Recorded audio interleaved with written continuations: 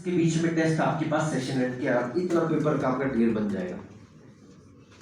अगर आप पेपर जाके फेंकते नहीं, सही होते हैं ना कि यहाँ से पेपर लिया हो गया हो तो ना वो कहाँ है वो पता ही नहीं है ना। आपको अपना पेपर संभाल के रखना, उसके ऊपर ये काम करना है। ये काम करने के बाद पेपर ढेर बढ़ता जाएगा।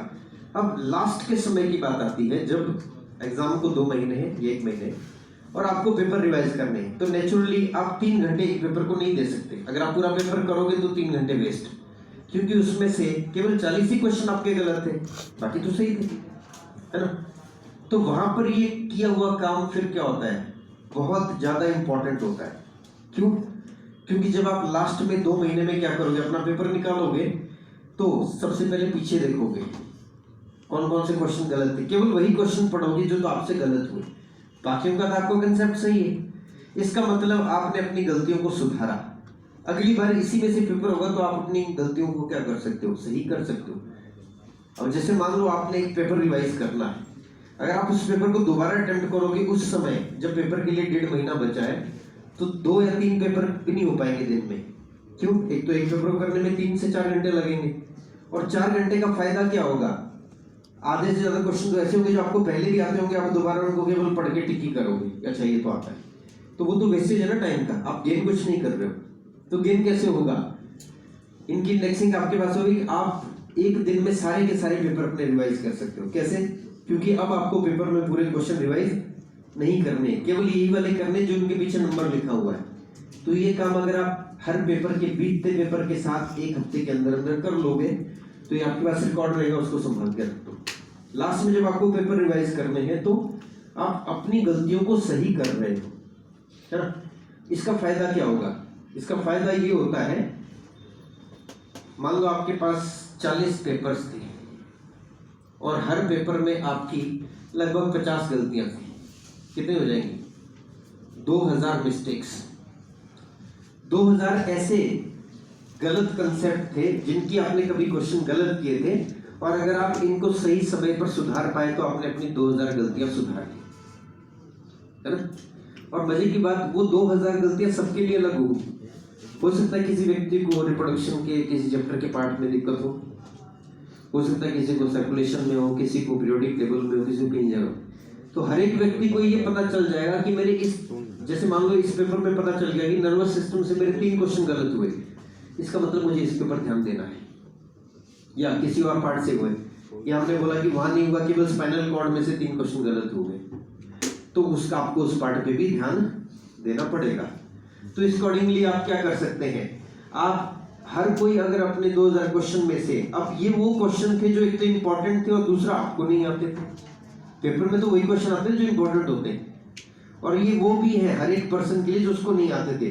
अगर हर व्यक्ति ने अपनी गलतियां सुधारी, ये इंपॉर्टेंट क्वेश्चन है, और इसमें से उसको लगभग आप मान के ले चले ज्यादा नहीं तो 25 क्वेश्चन जो है वो पेपर में आ जाते हैं।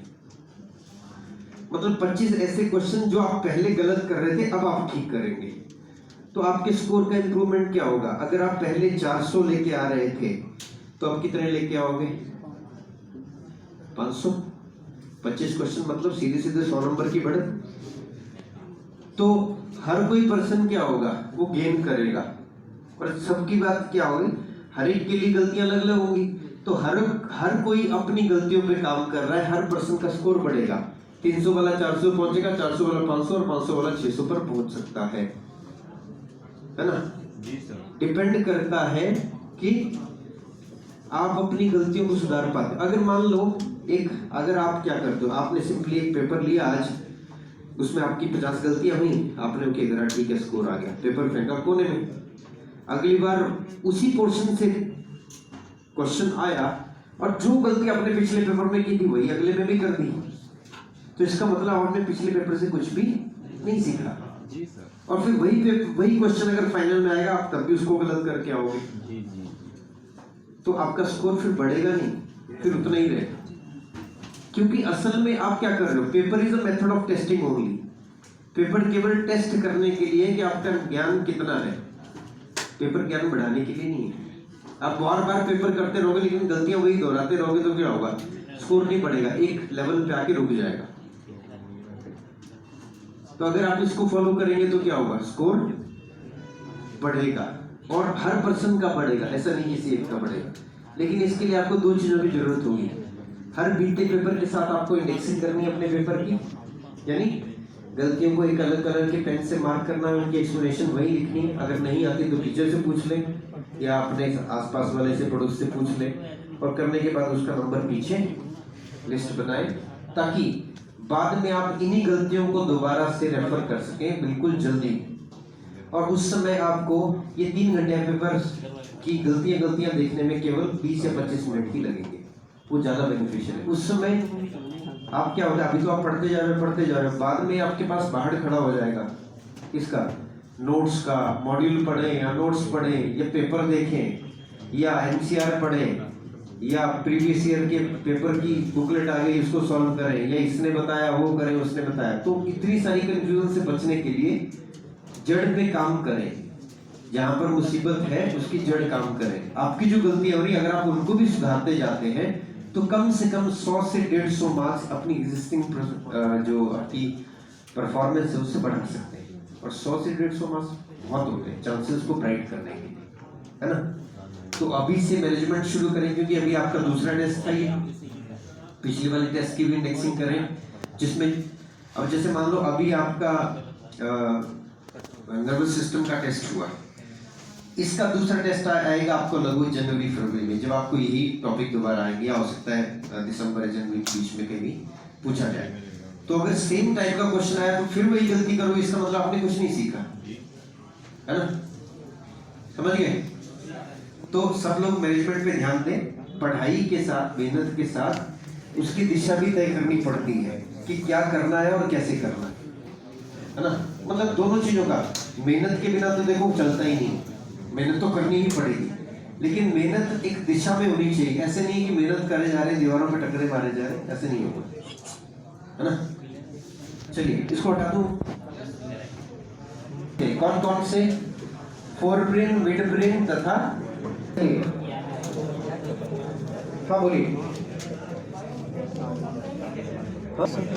बैठ जाओ, आज समय ऐसे इसी में जाने वाला है। चलो कोई बात नहीं, देखिए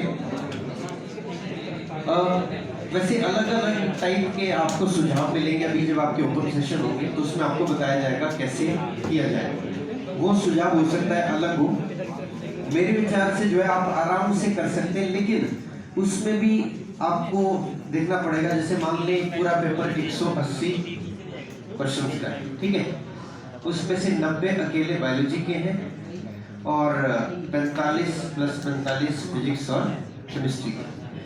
इनके बारे में तो आप अलग से चर्चा करें, मैं इसके बारे में बात कर सकता हूँ, है ना।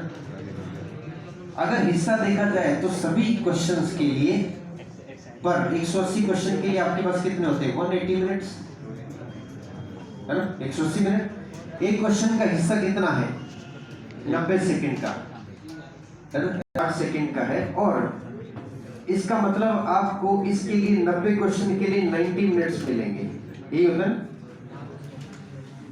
अब बहुत सारे लोग होते हैं वो बायोलॉजी को 1 घंटे में कंप्लीट कर लेते हैं, वो ठीक है, ऐसा नहीं, बुरा नहीं। कुछ होते हैं जो बायोलॉजी को केवल 45 मिनट में कंप्लीट कर लेते हैं, है ना, लेकिन वो भी सही नहीं है। खासकर तब दो चीजों का बहुत बड़ा अंतर पड़ता है। आपके पास एक क्वेश्चन है, उसकी 4 स्टेटमेंट्स है, और फिर आपको ABCD में से गोला भी काला करना है ना।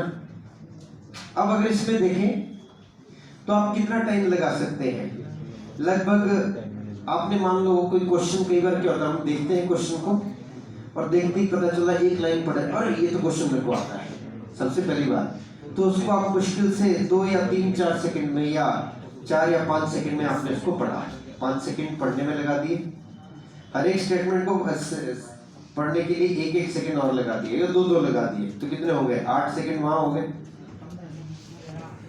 8 + 5 कितना हो गया, 13, प्लस गोलाकार करने में 5 सेकंड और लगा दो, कितना हो गया, 18-20 सेकंड। आपने एक क्वेश्चन जिसके लिए आपको 60 सेकंड दिए गए थे, आपने 20 सेकंड में कर लिया, तो आपने बचा लिए कितने 40 सेकंड। वो कहीं और पे काम आएंगे, फिजिक्स में काम आ सकते हैं, केमिस्ट्री में, या बायो के किसी लेंथी क्वेश्चन में भी वो काम आ सकते हैं। लेकिन ऐसा करने से इस क्वेश्चन के ऊपर जो आपको लग रहा है आता था, उसके जो +4 आपको मिलने थे वो -5 भी हो सकते हैं। खतरा बढ़ गया। क्यों? क्योंकि आपने जब जल्दबाजी करी तो इसकी स्टेटमेंट सही से नहीं पढ़ी। जब आपने ये टाइम दिया तो आपने इसकी ऑप्शन भी पढ़ ली, लेकिन वो पहली दृष्टि में आपको सही लग रही है। तो बजाय इसके मैं सजेस्ट करूंगा कि आप लोग क्या करें, 5 की बजाय इसको 10 सेकंड दे दें। क्यों? क्योंकि स्टेटमेंट को हमेशा 2 बार पढ़ें। पहली बार में जो ट्विस्ट है वो आपको उस तरह नजर ना आए, दूसरी बार जब सही से पढ़ेंगे तो कई बार हम क्या करते हैं, एक बार पढ़ते हैं और इसका आंसर तो ये, फिर ये, ओके ठीक है आंसर आ गया। क्वेश्चन को अगर 2 बार पढ़ेंगे तो क्या हो जाएगा, 5 सेकंड ज्यादा दे दिया आपने। इधर आपने 2 की बजाय 3-4 सेकंड दे दिए, मतलब आराम से 1 की बजाय 2 बार पढ़ा। इवन आपने पहली बार पढ़ने के बाद पता चल गया इसका आंसर सी है, फिर भी आप एक बार पढ़े, इससे सेकंड हो जाएंगे 27 नहीं 35 30 सेकंड मान लो हो जाए। तो पहले 25 सेकंड में हुआ था, अब 30-35 सेकंड में हो जाएगा, लेकिन श्योरिटी हो जाएगी -5 नहीं जाएगा, ये किस में जाएगा, +4 में ही जाएगा। -5 समझते ना, नेगेटिव +4 का लॉस तो हुआ ही हुआ है ना। तो क्वेश्चन में सबसे बड़ी बात क्या होती है, बायोलॉजी के पेपर में लैंग्वेज का बड़ा रोल होता है। क्योंकि देखो क्वेश्चन जो इंपॉर्टेंट है वही रहेगा, नई चीज तो कुछ नहीं आने वाली, कोई न्यूमेरिकल नहीं आने वाला, इंफॉर्मेशन वही रहेगी, उसको शब्दों में घुरा फिरा करके पूछ लिया जाता है। तो इसका मतलब आपको स्टेटमेंट पे ध्यान ज्यादा देना चाहिए। कोई चीज किस प्रकार से घुमा के पूछी गई ये भी जरूरी है ना। तो इसको अगर आप एश्योर कर लेंगे, यानी पहली बात एक बार पढ़ करके स्टेटमेंट छोड़ना नहीं है, एक बार पढ़े, फिर दूसरी बार अगर आपको समझ भी आ गया फिर भी एक बार फिर से पढ़े, इसमें 2 से 4 सेकंड एक्स्ट्रा लगेंगे, लेकिन श्योरिटी हो जाएगी। नेगेटिव की श्योरिटी अगर कम से कम होगी तो स्कोर बहुत बढ़ेगा, है ना। और बहुत सारे लोग बोलते हैं गोला काला जो है वो बाद में करना चाहिए, एक साथ करना चाहिए। मेरा ओपिनियन ये है पर्सनल कि साथ के साथ करें, साथ के साथ करें। क्योंकि बहुत सारे लोग क्या करते हैं, पहले टिक करते चलेंगे, बाद में शीट निकालेंगे, उसके बाद उसको देख देख कर उनके भरते रहेंगे। मेरे विचार से उसमें एक तो ज्यादा समय लगता है, दूसरा क्या होता है, आपका कॉन्फिडेंस जब तक आप शीट में नहीं करते हैं तब तक आपको लगता है कि अभी कंप्लीट नहीं हुआ, तो कॉन्फिडेंस नहीं आता है। जबकि आप साथ साथ में करते चलेंगे, आपने 30 क्वेश्चन सही कर लिए ना, तो आपका कॉन्फिडेंस आसमान पे होगा कि बढ़िया जा रहा है बहुत से, क्योंकि आपने कंप्लीट कर दिया। अब वो क्वेश्चन का बोझ आपके दिमाग से उतर गया। लेकिन अगर आप केवल पेपर अटेम्प्ट कर दिया तो बैक ऑफ माइंड ये भी चलता है कि अभी तो गोले भी काले करने, जब तक वो नहीं है तब तक टास्क पूरा नहीं होगा। तो वो आत्मविश्वास थोड़ा सा क्या रहता है कि अभी तो बहुत है, अभी तो बहुत है। जबकि साथ करते चलते हो तो क्या होता है, जैसे जैसे आप आगे बढ़ते जाएंगे आपका विश्वास और अच्छा होता जाता है कि अरे अब तो इतने अच्छे हो गए, अब तो इतने अच्छे हो गए। वो आपको हेल्प करता है आगे भी अच्छा करने में। बाकी जब आप सेशंस लेंगे तो उसमें आपको अलग अलग तरीके से बताया जाएगा किस चीज़ के लिए क्या करना है, कौन सा पहले करना है, कौन सा बाद में करना है। वो अलग अलग तरह पे डिपेंड होता है। कुछ स्टूडेंट बायोलॉजी को कम समय में करने का मतलब ये नहीं है, देखें अगर देखा जाए हिस्सा तो 50% है ना बायो का, 360 नंबर तो बायो के ही है। तो आप अगर ये सोच रहे हैं कि उसको हम उसके लिए पूरा 90 मिनट का समय उसका खुद का है, घटा सकते हैं, कितना घटा देंगे, 1 घंटा कर लेंगे, आधा घंटा मान लो आप दूसरी जगह पे ले लिया। लेकिन अगर उससे कम करेंगे तो थोड़ा अन्याय हो जाता है। वैसे लोग बहुत सारे लोग करते हैं 45 मिनट में कर लेते हैं। बताने की कोशिश करोगे कि मैं बायो 1 घंटे से कम में करना चाहता हूँ या करना चाहती हूँ, तो ऐसे समय में क्या हो जाएगा, ऐसे समय में गलती होने की संभावना कई गुना बढ़ जाएगी। और आपके 10 क्वेश्चन गड़बड़ जाने का मतलब जो आपने जल्दी में अच्छे आते हुए गड़बड़ कर दिया, मतलब आप रेस से बाहर। क्योंकि 10 क्वेश्चन मतलब सीधे -50, 50 पीछे आ जाए तो सीधे सीधे क्या हो जाएगा, आप रेस से बाहर हो जाए। है तो रेस ही है ना। चलिए